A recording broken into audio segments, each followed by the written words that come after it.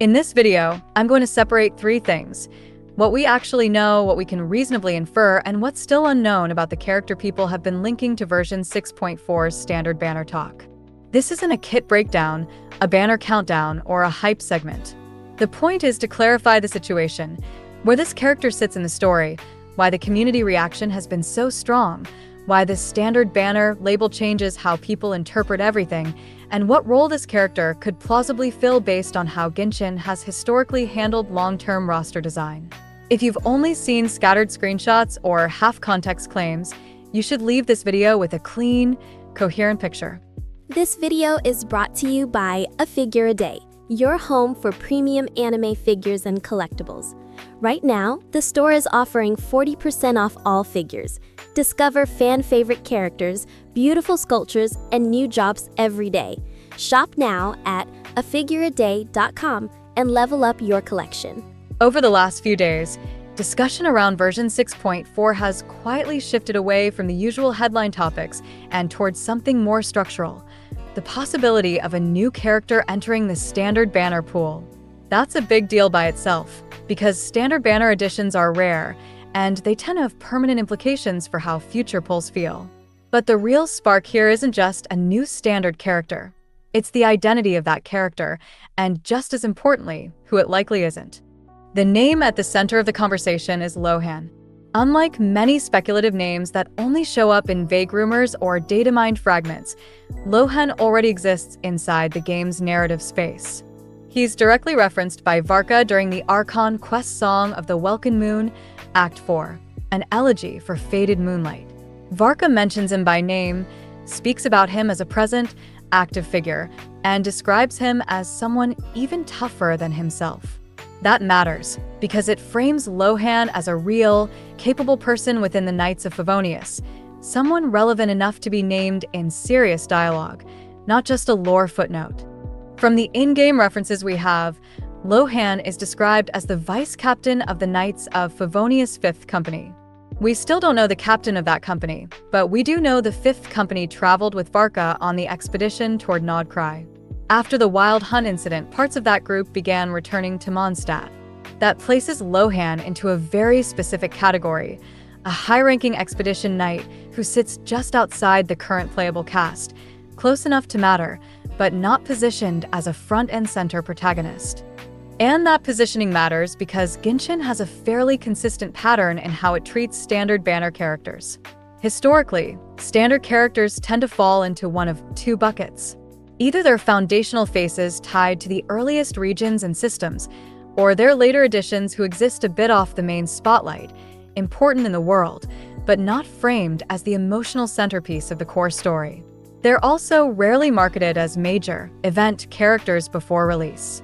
When players think that pattern might be broken, the reaction is immediate and usually intense. That's why so much of the community response right now isn't simply, "Wow, Lohan sounds cool," but something closer to relief. For a while, some players were genuinely worried that Varka, a character built up since early Mondstadt lore, could be pushed into the standard pool. After past banner-related controversies, the idea of a major, long-awaited character being treated as standard is enough to trigger panic on its own.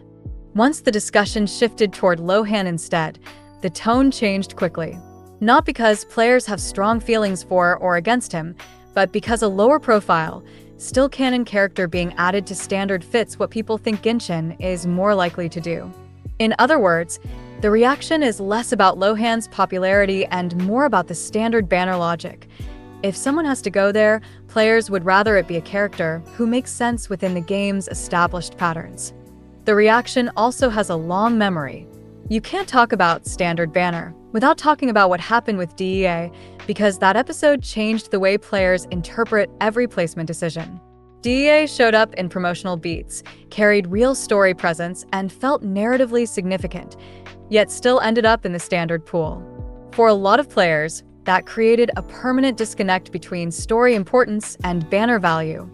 Since then, the community has been far more sensitive about where characters land, especially when they carry obvious lore weight. Lohan sits in a much safer middle ground.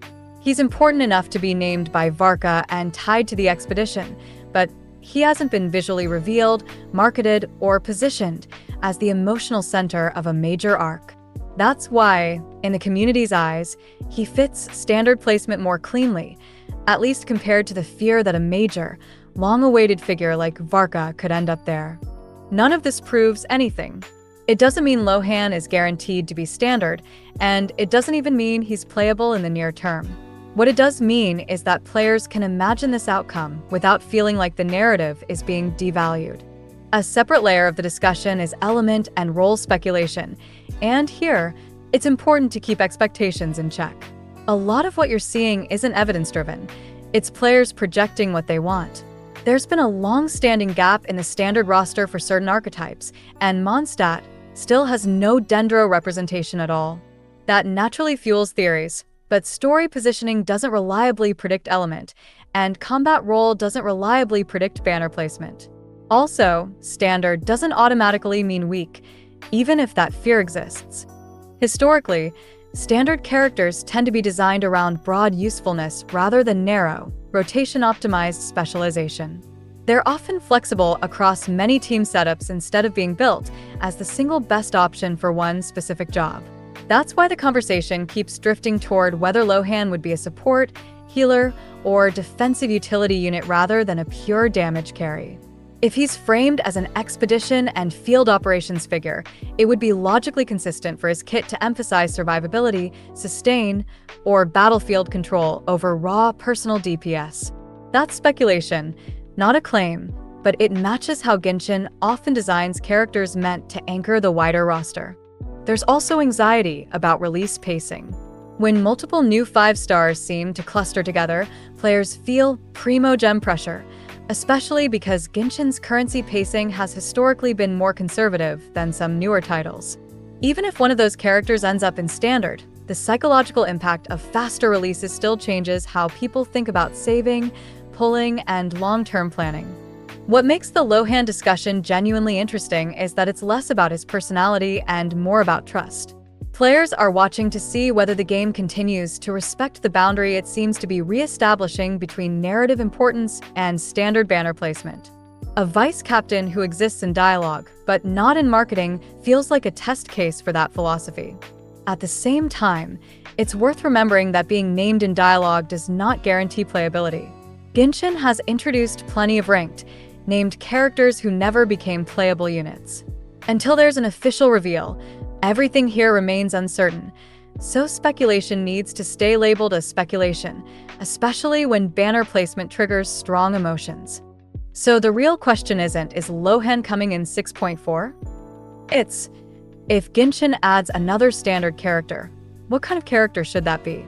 Someone deeply embedded in the main emotional arc, or someone who expands the world more quietly while strengthening the foundation of the roster? Lohan fits the second category much more cleanly, which is why the idea resonates with so many players, and why it's become a useful lens for a bigger discussion. If Lohan does eventually become playable, here's what I'd want from a standard character at this stage of the game. Not a flashy power spike, but something dependable with real long-term value. A support that stays relevant across multiple eras. A defensive or utility unit that makes underused archetypes feel viable. Or a simple, well-rounded character that ages gracefully without warping the meta. Your answer to that question probably says more about how you experience Genshin than any leak ever could. If you want more videos like this, where speculation is kept separate from what actually exists in-game and the discussion stays calm instead of chasing hype, consider subscribing. And let me know in the comments what role you think a future standard character should serve, because that conversation matters more than any single name or patch number. This video is brought to you by A Figure a Day, your home for premium anime figures and collectibles. Right now, the store is offering 40% off all figures. Discover fan-favorite characters, beautiful sculptures, and new jobs every day. Shop now at afigureaday.com and level up your collection.